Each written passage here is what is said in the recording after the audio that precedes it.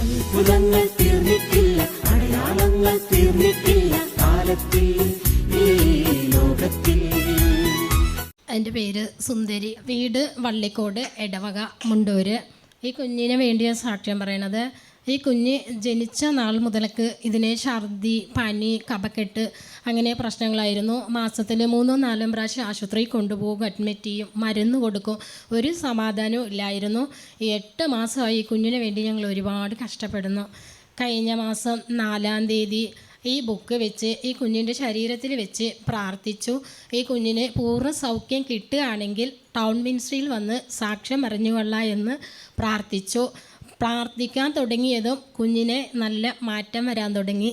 പിന്നെ കുറച്ച് ദിവസം കഴിഞ്ഞതും കുഞ്ഞിൻ്റെ ഛർദി മാറി, പനി മാറി, ഭക്ഷണം കഴിച്ചാൽ ഛർദിക്കില്ല, അങ്ങനെയായിരുന്നു. പിന്നെ ഈ മാസം ഫസ്റ്റിൽ പോയി ഞങ്ങൾ സ്കാൻ ചെയ്ത് നോക്കി, ഡോക്ടറെ കാണിച്ചു. അവന് കഫക്കെട്ട് ഉണ്ടായിരുന്നു. നേരത്തെ സ്കാൻ ചെയ്തപ്പോൾ കഫക്കെട്ട് ഉണ്ടായിരുന്നു, ഇവന് നീർക്കെട്ട് ഉണ്ടായിരുന്നു, ഗ്യാസ് പ്രശ്നം ഉണ്ടായിരുന്നു.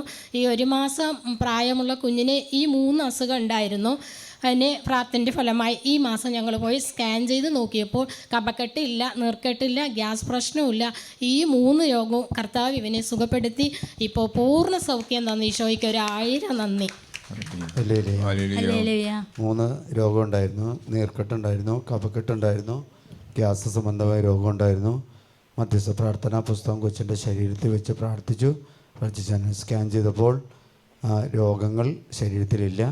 ഒപ്പം അവർ എല്ലാ ദിവസവും ഈ പുസ്തകം വെച്ച് പ്രാർത്ഥിക്കുകയും ചെയ്യുന്ന കുടുംബമാണ്.